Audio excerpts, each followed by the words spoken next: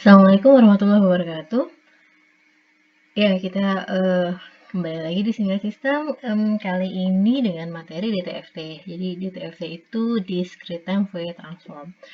Em, ini mulai materi yang sekarang itu kita membahas transformasi untuk sinyal diskrit. Kalau yang sebelum-sebelumnya itu ada Fourier transform, kemudian dilanjutkan dengan Laplace, itu semuanya untuk sinyal continue. Nah, sekarang kita beranjak ke sinyal diskrit.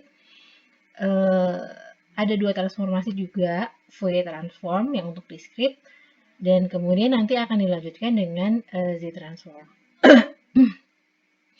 Oke, jadi kita mereview dulu lagi discrete time karena kemarin sudah beberapa minggu dan apalagi pembahasannya itu untuk sistem kontinu ya, sinyal kontinu.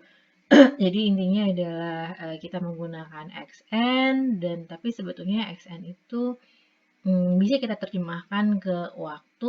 eh, Dia itu kalau dari sinyal kontinu, sinyal analog yang dalam T itu bisa kita cuplik, ini sinyal kontinunya kita cuplik atau kita sampling dengan sampling period dan nanti kita akan dapat N. N itu bukan eh, apa ya, dia urutan waktu tapi tidak ada dimensi waktunya, jadi bukan detik atau apa. Dia simply hanya urutan sinyal ke berapa, urutan ke 0, ke 1, ke 2, ke 3, dan seterusnya gitu ya. Karena tapi dia berhubungan dengan T yang ini. Dia disampel, diambil dari T yang kapan gitu. Nah, karena seperti ini, jadi kalau T aslinya itu minus misalnya ya, jadi kita bisa dapat N minus juga. Oke, kemudian kita juga mereview sinyal periodik diskrit khususnya. Kalau sinyal periodik itu kita nyatakan dalam bentuk seperti ini ya.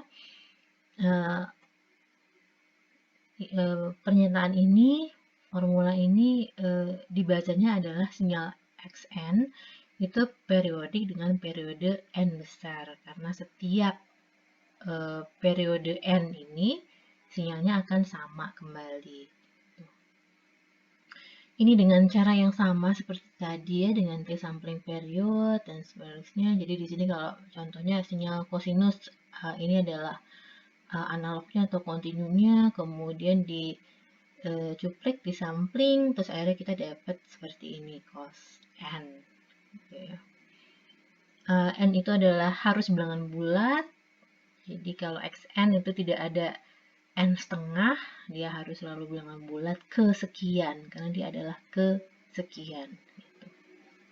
Tapi kalau si t-nya ini sampling period maupun periode sinyal itu ini sinyal asli ya. Periode sinyal asli kan bisa 2,3 misalnya. Sampling period itu juga bisa koma. Seperti kalau kita di aplikasi, kalau yang SI-nya standar internasionalnya kan pengukuran internasional itu detik ya, second. Tapi kita bisa sampling period itu millisecond, microsecond, atau nanti nanosecond gitu ya. Itu kan kalau kita ukurannya detik berarti dia 0, gitu. Tapi itu adalah sampling period. Nah, ketika kita masuk ke N, nanti dia sudah menjadi bilangan bulat aja. Sinyal kesekian, ke 1, ke 2, ke 3, ke 4, dan sebagainya. Jadi N harus bilangan bulat, tapi T tidak. Oke, kemudian ini review dari yang awal. Bisa dilihat juga di mungkin slide-slide yang basic of sinyal ya. Jadi kita selalu bisa menyatakan any sinyal apapun dalam bentuk penjumlahan impuls. Dan itu jauh lebih mudah dilihat kalau memang sistemnya atau sinyalnya diskrit karena memang sinyal diskrit itu terdiri dari impuls-impuls yang barisan impuls gitu ya. Kemudian kita ada difference equation, ini untuk counterpartnya differential equation. Kalau di sistem kontinu atau sinyal kontinu itu ada differential equation yang dx per dt, dy per dt. Nah ini kita tidak bisa punya dy per dt kalau di discrete time, tapi yang kita punya adalah differential equation bentuknya seperti ini. Ini juga sudah diterangkan bahwa pada prinsipnya ini menggunakan konsep yang serupa. Oke, nah kemudian sekarang kita masuk ke Fourier-nya sendiri. Kita sudah kenal Fourier. Sebelumnya pertama kali kita membahas Fourier waktu itu adalah Fourier series. Itu untuk sinyal periodik. Kemudian habis membahas ini gitu, kemudian pada saat yang hampir bersamaan juga diperkenalkan juga bahwa si Fourier series ini ada yang untuk ada yang untuk diskritnya juga. Jadi kalau sinyal diskrit periodik kita bisa punya discrete Fourier series. Nah, kemudian later setelah itu dari Fourier series digeneralisasi untuk semua sinyal, karena Fourier series discrete maupun kontinu itu hanya untuk sinyal periodik. Kemudian digeneralisasi sehingga bisa untuk sinyal apa saja, termasuk yang tidak periodik, dan itulah yang kita sebut Fourier transform. Nah, sekarang kita membahas yang sama, Fourier transform, tapi untuk sinyal diskrit, begitu ya. Nah, ini ada penyebutannya, namanya itu apa ya, agak mungkin membingungkan, tapi udah terlanjur seperti itu. Jadi yang kita bahas sekarang itu yang disebut dengan discrete time Fourier transform. Itu adalah Fourier transform untuk sinyal discrete waktu, discrete time sinyal. Nah, mungkin kalian nanti melihat, membaca somewhere ada tulisan discrete Fourier transform. Maaf, sorry. Tapi discrete Fourier transform ini berbeda dengan ini yang DTFT ya. Yang dibahas hari ini adalah DTFT.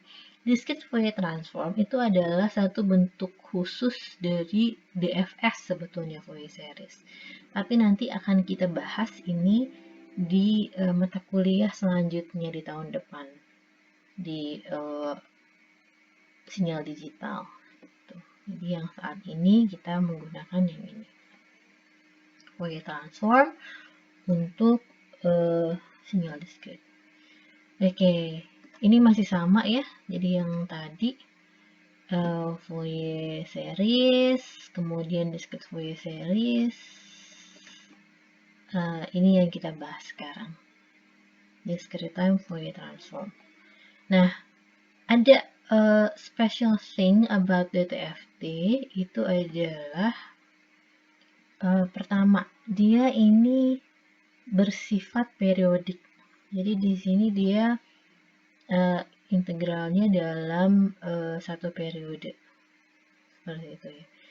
Beda dengan Fourier transform. Ini karena jadi kalau sinyal diskrit itu spektrumnya akan bersifat periodik. Kenapa seperti itu? Itu nanti akan dibahasnya di tahun depan juga di sinyal digital. Untuk saat ini cukup kita ambil bahwa ya salah satu sifat khusus DTFT adalah dia bersifat periodik dengan periode 2π spektrumnya gitu ya. Jadi ini kan spektrumnya itu dia bersifat periodik.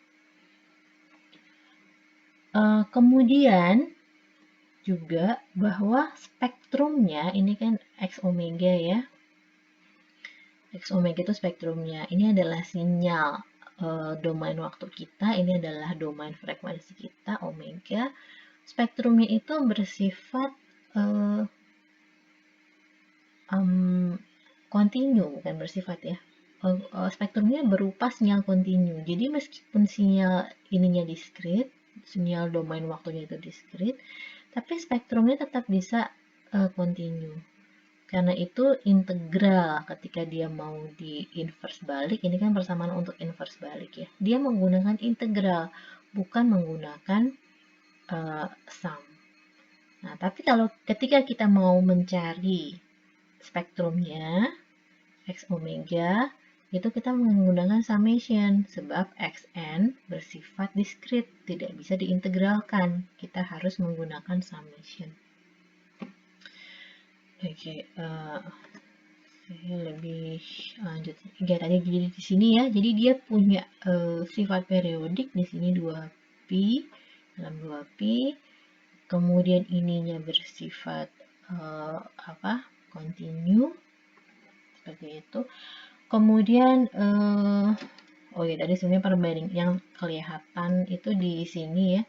Jadi kalau di Fourier transform yang continue kita menggunakan omega kecil, yang di sini omega besar, sama-sama omega. Ini sebenarnya hanya konvensi saja, dua-duanya omega, tapi untuk menunjukkan saja bahwa ini berasal dari sinyal diskrit, sedangkan yang ini berasal dari sinyal continue. Tapi ketika sudah jadi spektrum sebetulnya sama aja frekuensi. Dengan omega sama dengan 2πf ya. Oke. Kita bisa lanjutkan di sini tadi sudah dibahas. Nah, saya tidak menerangkan detail lagi penurunan dan sebagainya. Pada dasarnya dia sangat mirip ya jadinya dengan Fourier transform dalam beberapa hal similar lah dengan Fourier transform. Jadi kita bisa langsung di sini kita ada propertinya, ada bahwa Fourier transform diskrit di sini dia bersifat linear, dan kalau time shifting apa yang terjadi, kemudian kalau konvolusi di domain waktu menjadi perkalian di domain frekuensi itu sama, serupa ya. Jadi ini properti-propertinya seperti ini, ada di tabel, ada di buku, dan kemudian juga ada tabel transform pair. Jadi kalau nah ini kalau yang di situ biasanya kalau dulu tuh E pangkat AT.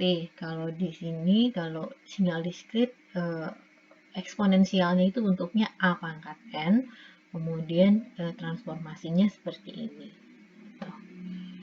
Jadi basically sebenarnya itu untuk Fourier transform discrete DTFT ya, discrete time Fourier transform. Kalau lebih lengkap tentu saja bisa dilihat di buku, dan penurunan ini ya terutama untuk properti serupa dengan yang sebelumnya Fourier transform yang continue, dan juga bisa dilihat di buku. Okay.